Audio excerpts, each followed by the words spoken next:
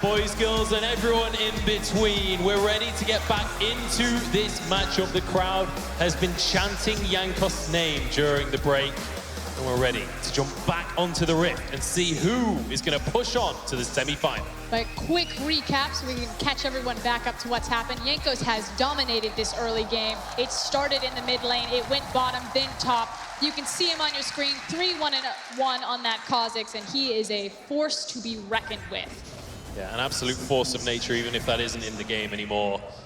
Maple Snow losing a trade out to Odo Amne there, who's been doing a phenomenal job himself as well. 2 kills to his name. Obviously the gank early on from Jankos, and then used that Stand United in the mid lane to punish Gear's lack of summoner spells. But back to the present. Most important thing on the map is the fact that the mid tower has gone down, which makes it that much easier to place that deep triangle vision into either quadrant of the jungle, either Hong Kong Esports' blue or red side. So it's just kind of a matter of time before they've got their waves in order and they choose to invade and contest one of those points.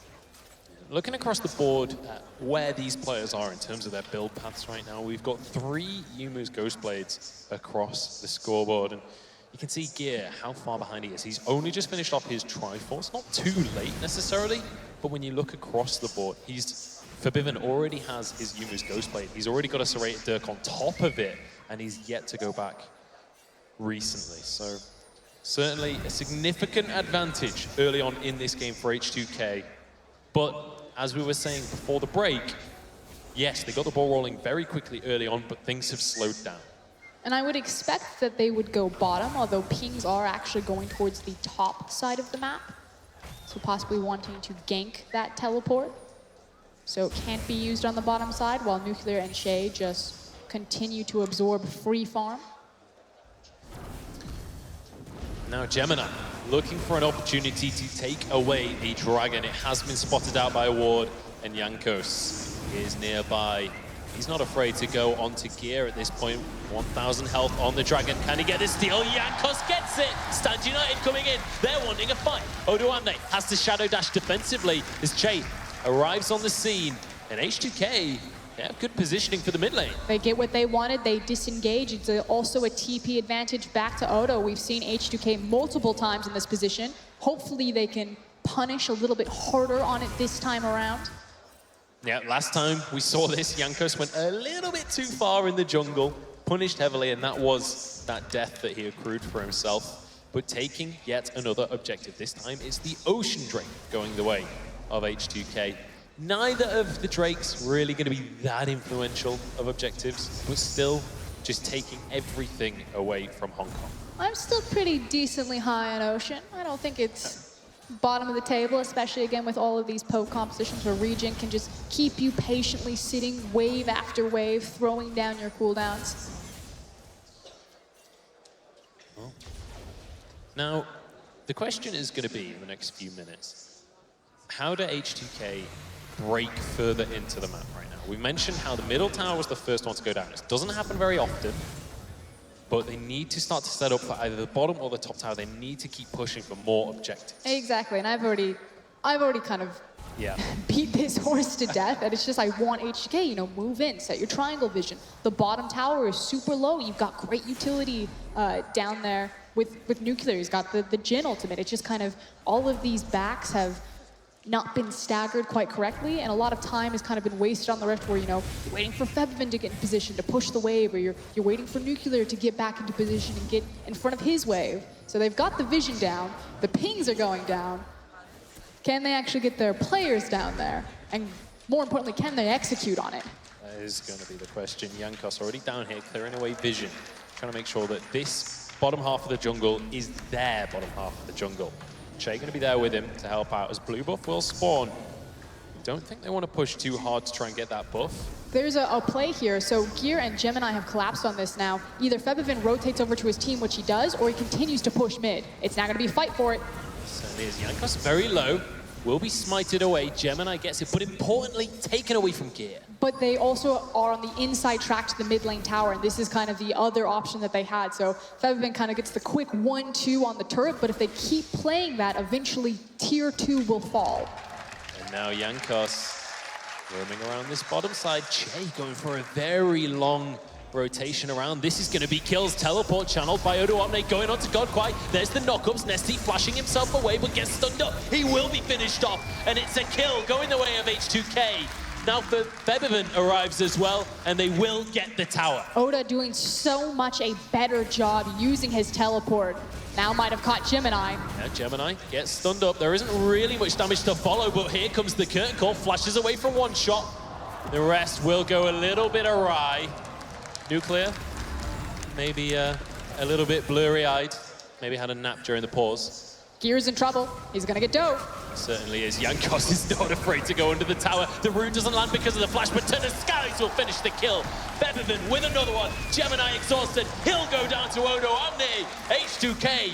We said they've slowed down, but the ball is well and truly rolling.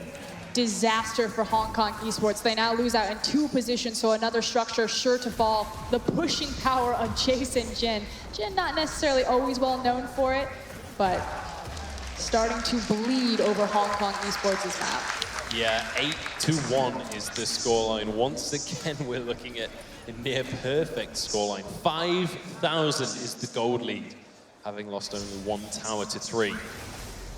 And H2k, I mean, let's just take another look at this dive. So Ghostblade gets popped, Febiven just runs in, somersault dunks on him. Good response from Che to also get into position, make sure that he's covered with multiple shields as Odo comes in and they pick up another free kill as Hong Kong Esports just, frankly, have no idea what to do on the map right now. And Godquai in that whole fight was entirely out of mana, so you know, Varus auto attacks, yes, he's an AD carry, but that's not why you pick Varus. It's not for the auto attack damage. It's so you can keep on throwing out those piercing arrows. He'd been forced to wave clear so much in the bottom lane that he wasn't actually any effect during the fight. There's another tower going the way of H2k, and once again, there is nothing that HK can do about it. They just unfortunately are not getting the correct numbers or the correct people to the correct places, which is unfortunate because they have Tahm Kench, and Tahm Kench acts as a great band-aid to kind of fix macro issues or macro misunderstandings with his ultimate reach. He's also really great at disrupting 1-3-1 comps, but unfortunately, Nesty has been fairly irrelevant this game, or very quiet so far. And I like how H2k have approached the Tahm Kench. They're, oh, Godquai will get hit up, but not quite finished. Look at the damage out of Febiven. One more shot blast would finish it off. That's going to be a curtain call with the Deathfire touch. The tower goes down, and Gemini might fall as well. Borrows himself to safety. For H2k, yet another pick. Gear solo on this one. Deadly Flourish can't finish the job, but they're pushing on inhibitors. And that's their wave clear. It's pretty much gone. They're entirely reliant on Nesty and Maple Snow. Thankfully, the wave is a little bit slow coming to the tower. It may give Gear enough time to get back and defend this. Listen to the crowd roar as H2k sweep up more and more objectives, and as a cherry on the cake, the Infernal Dragon himself has shown up to the party, and Jankos is happy to take the gift. And they've got the roadmap figured out. You see the ping go to the top. Last standing inner tower should be the next objective, especially with Dragon dead. There's no reason to be on the bottom side of the map. Reset map, walk into Hong Kong Esports red buff, lay down the vision, siege your last tower. If they fight you over that and they lose it, it's going to be another inhibitor. Possibly Baron. Yeah, this is already looking to be a terrifying situation for Hong Kong Esports. 46,000 gold in H2k's bank to just 39 for Hong Kong Esports. Febiven clearing away the wards and now heading up towards this top lane. And who can even split push against Febiven right now? He's so, the damage that he can do with those lethality items finished is just terrifying to go up against. They have too much kill pressure and better lane assignments in almost every single matchup at this point.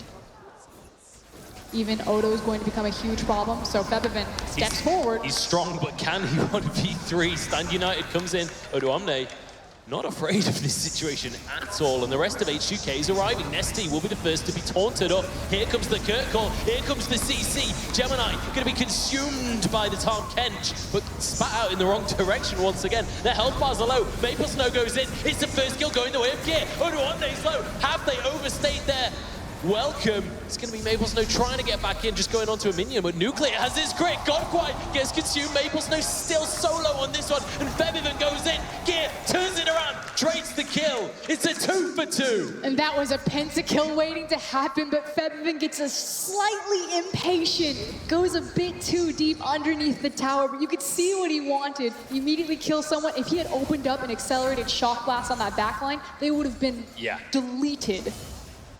But now, priority on this tower goes the way of H2k. They're going to get a lot of damage down. I don't think they can finish the job, though. In fact, they just back away. They know that the recalls are coming through. But the problem was target priority. It's still a Tahm Kench, it's still a Maokai. Yes, Maple Snow is behind, but he's super low econ, so it's easy for him to grab those cheap resistance items and still be that really tanky Maokai. So as the fight starts, Nesty does a good job kind of absorbing a lot of the pressure, and then Maple Snow goes in. He's got a Maokai ultimate on multiple members of H2k, while Gear is just obliterating and reaching that backline. And it's only until Febiven gets back into the cannon form that you remember that H2k are still incredibly powerful.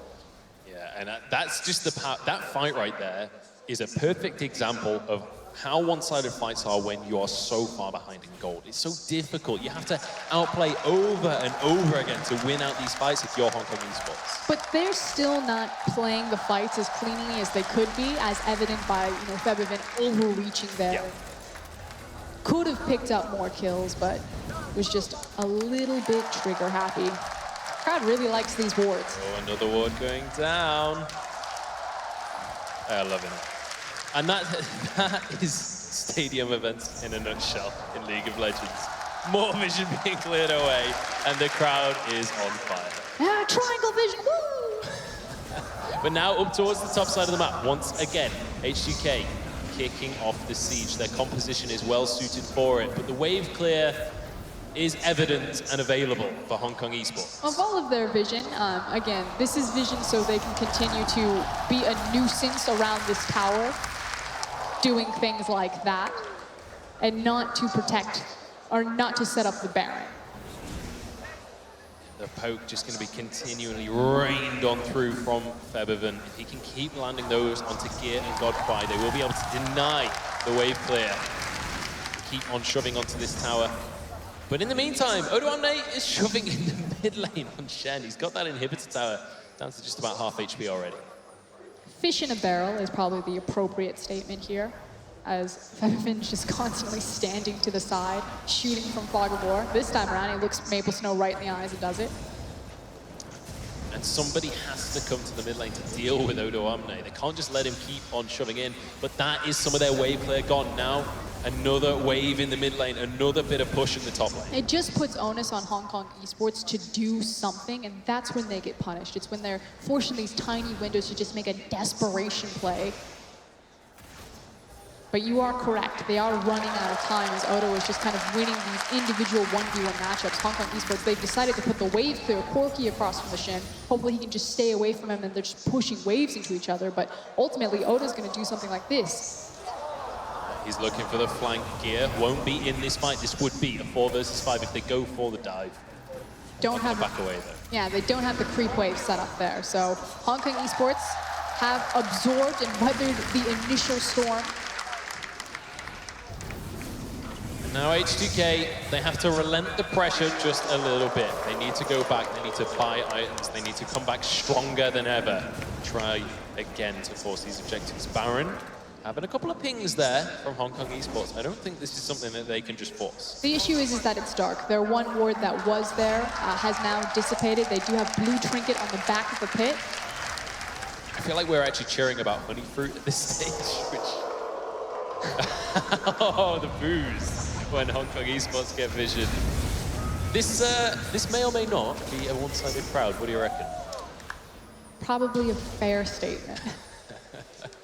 H2k are back around the area though. They will be able to clear up any vision Hong Kong managed to achieve. But it's about taking back control. So separating the resources, picking up all the free objectives on the map. Again, they don't need 5 people to take the dragon, just in the Kha'Zix to pick it up. Shin's prepping the bottom wave. It's now up to Nuclear, Febiven, and Che to clear out all of the vision, as well as take care of the top side of the map pressure. So Talk about tempo. Hong Kong Esports did a good job resetting the map. It's now, volleyed back to H2k where they're prepping everything. I'm a little bit concerned that maybe they're going to feel pressure to look towards the Baron, that they feel that they needed to crack the inhib line. This is where things have gone dicey in the past for H2k. Question is, are they going to be able to actually get that? Because this is what we saw in the second game. They avoided going for Baron because that was where there was an opportunity to lose out on the game. They didn't need it to win. And they definitely have a smite advantage, but ultimately all they want to do is find someone to pick off. Did he? No, it was Katowice that picked it up in the end. I thought Jankos had managed to steal that one away. Odoamne once again in that bottom lane, just shoving on up. Maple Snow really struggling to deal with the pressure. He's just having to wave clear underneath his tower. And this sets up H2k to very aggressively position around this Baron and threaten that objective. They're also still threatening this last standing inner turret. Feathervin. Oh! Nesty. Good job, Nesty. That was a... Picking up his AD carry. Also avoiding the shock blast himself as well, important. Because it's very easy to just walk into the damage when you consume someone. I was just waiting to watch half of Varus' health bar disappear. And once again, we come back to this top lane. We've seen this setup before this game. Can H2k actually finish this tower off? They could be proactive, look for the dive. Shin will get there faster, but they've been committed to just the chip. There it goes. There it goes. Bebivin gets caught up by the Chains of Corruption. Redemption coming on down. Stand United is here, and the curtain call for the re-engage. Gone quite slow. They can't get the snipe, but it's Odoamne to pick up the kill. This taunt is going to come through. Maple Snow trying to protect his team, but he just can't survive long enough. There's a route onto Gear. Odoamne goes back in. He's low, but he walks away with his life. Gear will be finished off. It's another one for Bebivin. Nuclear's underneath the tower, but it's another kill. Jankos sweeping up the flash for Nesty. It's an ace and a double kill for Bebivin. And they've got the wave behind them. The teleport is coming in to preserve the creep wave. They could look to end the game here. H2k, I think they've done it. There are 30-second timers on all of the members of Hong Kong Esports. We have our victors. H2k are moving on to the semi-finals here at the Intel Extreme Masters. And on your screen, you see the immediate hug that Jankos gave to Feathervin. He set up the early game, but Feathervin dominated mid and late game there. That Jace power, understandably why it's such a heavily banned champion. I doubt he'll get his hands on it again. You can see the joy on the faces of the H2k members, but also a bit of relief there, because it definitely felt like they were kind of hitting their head against a brick wall for some time there. They managed to crack through, they managed to get those inhibitors, force the fight and end the series. But we have to look at Hong Kong Esports. Regrettably, they are going to be our next team eliminated from the tournament. The issue is that in a best of three to all three games, we saw very different versions of H2k every single time. Game 2 looked amazing. That's what we expect from them. But consistency is their problem. Can they hit that against the likes of the Rocks Tigers? H2k, they're going to be happy with that win. They are now guaranteed for the semi-finals. And I believe ready for an interview on stage. OJ going to be standing by with Jankos, the Polish superstar himself. Take it away, OJ. Thank you very much. Jankos, listen to that crowd. Dziękuję bardzo, że jesteście. What he said. It's a fabulous place to play League of Legends, isn't it? In here in Katowice, with a very partisan, a very friendly, a very loud hometown crowd for you. Yeah, I think this is the best crowd I have ever experienced. Even the Krakow last year was worse, so I'm very grateful, Spodek. Let's talk through that game. Now, Hong Kong Esports are a team that you beat in the group stages. You beat them 1-0. Here you lost the first game. What was going on in that first game? I think in the first game we were trolling a little bit. I think we were too impatient. I think we made a lot of mistakes. I think everyone was excited because everyone wanted to show off in front of such a cool crowd. And that cost us the game. So what did you say as a team after that first game, knowing that you're playing a team that, you know, if you look at any of the percentages, people thought you were going to beat easily. What did you say as a team going into that second game? We didn't have to say much. We just kind of knew what was wrong, so we tried to approach next game better. We also knew that all of us are kind of better on lanes and we can just play slowly. We don't need to rush anything. So we went with that approach to the second and third game, and it worked out well. Well, let's take a look at the semi-finals then. You're going on to play the Flash Wolves. Are they a team that worry you at all? I think Karsa is a really strong player, so I'm very excited to play him. Overall, Flash Wolves don't have different playstyle than any other EU team. The thing is, though, that they are way better at it. So I think it's a strong opponent, but I think we can beat them. Teams from that region, are they surprisingly good at the moment, teams from the LMS? I mean, to be honest, we are just trolling. That's why, you know, I mean, yeah, well, I think EU playstyle is kind of weird right now. So we try to adapt to LMS and other teams. We try to play a little bit more aggressive because, you know, the meta in EU is pretty much playing really slow. Even UOL, that was playing really aggressive in Europe, on this tournament for some reason are playing like super slow. So I don't know why is that happening, but overall we are adapting quickly, and I think EU can still take the IEM. So if you're saying that it's all about playing aggressively, are you saying Flash Wolves, come get it? Yeah, come get it. Come get it, thank you very much. The winners of this match, they're going to play the Flash Wolves, Yankos of H2k. So then, it is time now for us to take a break, and then the second of our playoffs, a place in the semi-finals is up for grabs as we see G2 taking on the Unicorns of Love after this break.